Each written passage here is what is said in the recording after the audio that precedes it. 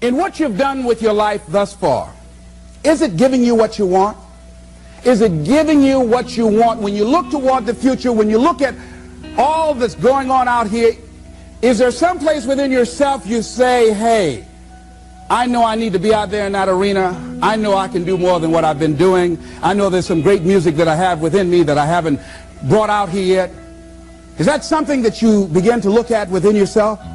See, I say if you look at your life, and if you're not getting what you want, you owe it to yourself to do something differently. If you're on a job, 85% they say of Americans go to jobs that they're unhappy. If you're doing something 8 hours a day that you don't like, it's not giving you what you want, it's not giving you a strong feeling of satisfaction and fulfillment, you're miserable, you hate to go there, you're depressed just thinking about it, you sing the "Thank God It's Friday" song every week. If that's what it is, you owe it to yourself to start strategically working to change directions. See, but you know what most people will do? Most people will resist change. Most people will fight change as if change would be worse than what they're experiencing. See, they know this. They're familiar with this. Most people will not challenge the unknown. They won't just step out there. See, there's certain things that's got to be in place. They got to see it all together. And life isn't like that. That's not how you grow. So as you look at your life, you're saying, I'm not getting what I want. As you begin to look toward the future, begin to know that whatever it takes for you to create that, you've got that in you. You've got that.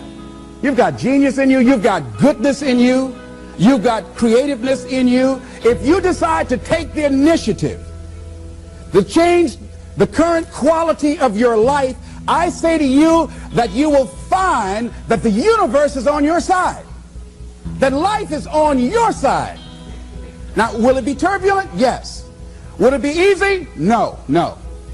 Will you have some opposition? Yes. Will I make a lot of mistakes? Yes.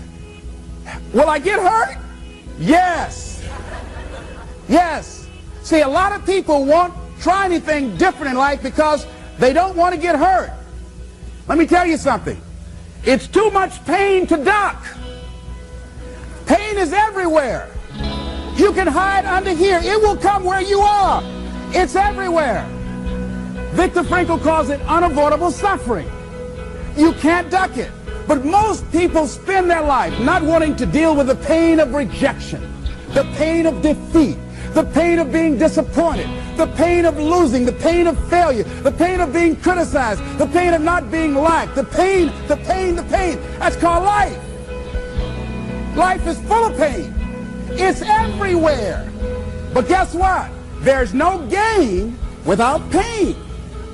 Because it's the pain of regret that you experience. If I had it to do over again, that's a pain. Don't you know that's something? When you know, I was in a seminar once and this lady stood up. If I had my life to live over again, she talked about all of the things that she would do. And you can feel the pain of regret in her voice. The pain of regret. She still experienced pain. She was trying not to experience the pain of defeat, the pain of disappointment, the pain of loss, the pain of lack of support. And she still experienced pain. It was right there. We can't get around it. Most people are governed by their habits, their fears, and the opinions of others. A lot of people never try anything differently because they have been convinced by people in their lives that they value that they can't do it.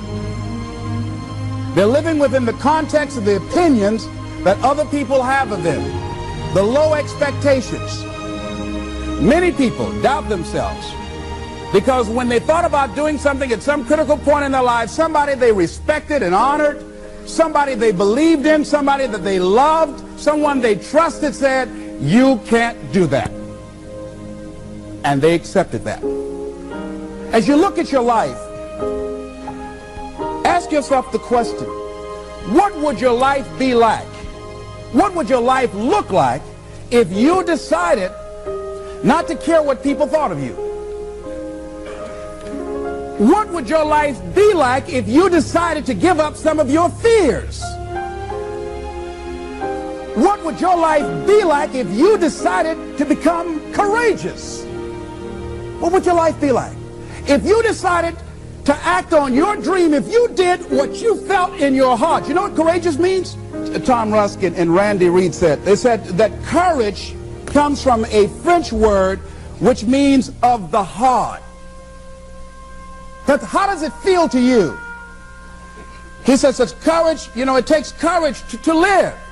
Says most people go through life not allowing themselves to step out because they don't want to let go. They don't want to be blown around. They don't want to be moved.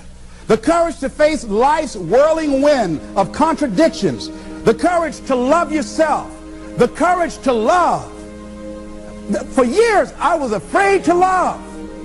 The courage to take a chance. The courage to be who you are. He says courage isn't for somebody else, for medals, applause, or moral debts. Courage is what at that moment feels most right for you. Not just situational ethics, but what feels right in your heart. The word of the heart. What feels right in your heart. One great philosopher says, cowards die many times before their deaths. The valiant never taste of death but once. What does that mean? That valiant people aren't afraid? No, no, no. It means that they experience that fear and they move forward. They move forward anyhow. Many people are dead now. Many people are allowing their dreams to die. Many people are allowing their ideas to lie dormant and collect dust. Many people have all this talent and ability that they are allowing to be buried inside of them, that they will take with them to their graves because they didn't have the courage to be who they are. And I say, as you begin to look toward the future and manifesting your greatness, it's going to take everything in you, that your life deserves the concentrated effort to begin to look at how is it that I can express more of me? How is it that I can bring my ideas out here now? How is it? And start living with a sense of urgency, because you're here today, you're gone today. Life is unpredictable. It's uncertain. There are no guarantees. No guarantees out here at all. So holding back, what are you waiting on? Ask yourself, what's the benefit of your waiting? What's the benefit of your not living your dream? What's the benefit of not listening to yourself?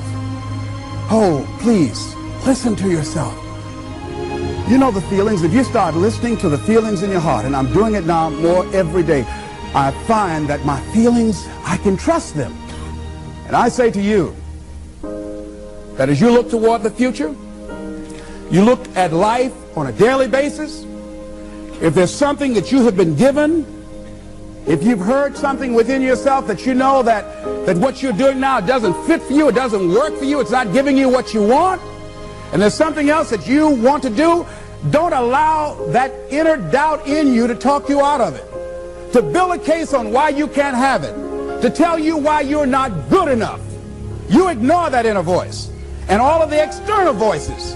Don't judge the possibilities for what you can do based upon the circumstances, because the circumstances won't determine who you are.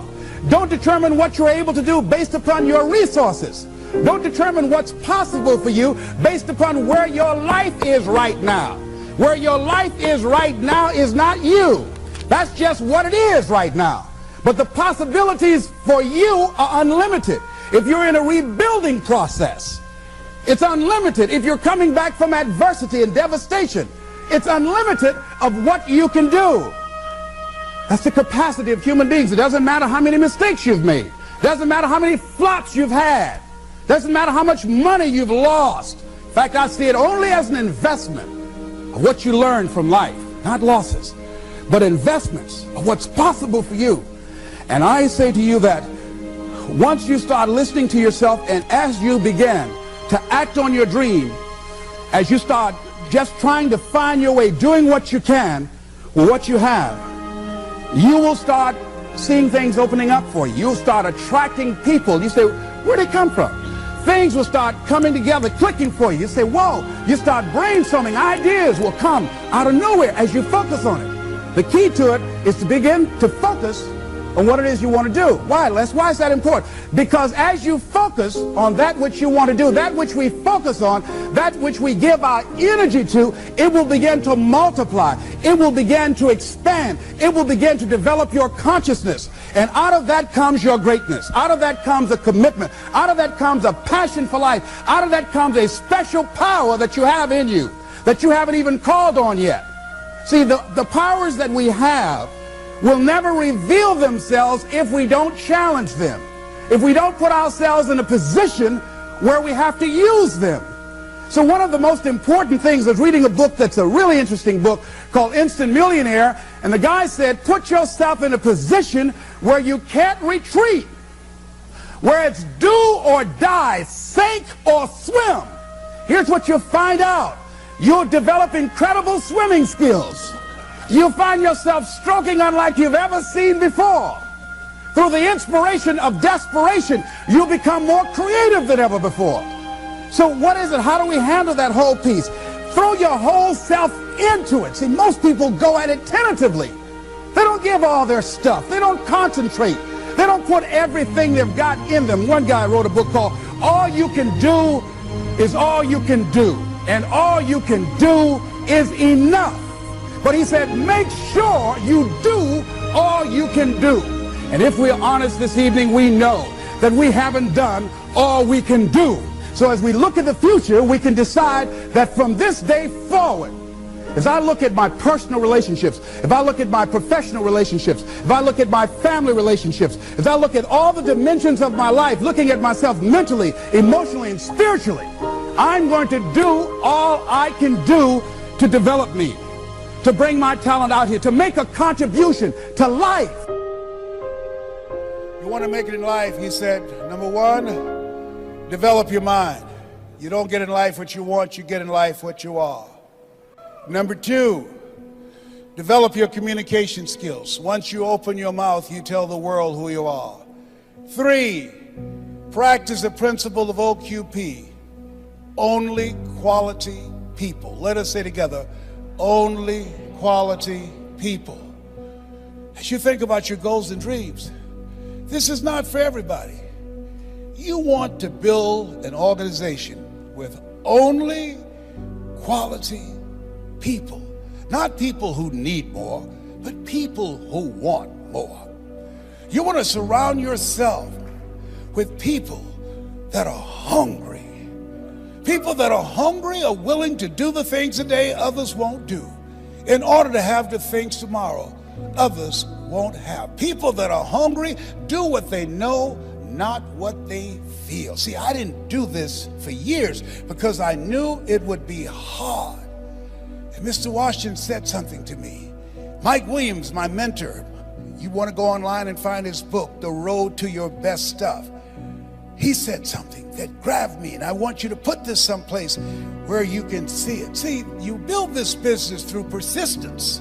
You got to affirm, I will persist until I succeed. You build it through patience. It takes time to grow orchids. It's faster to grow roses, but orchids, that takes time. You have to have persistence, you have to have patience and perseverance. It takes courage to come back again and again and again. Because in order to build the business, it's hard work. It's H-A-R-D and H-E-A-R-T. Are you with me there?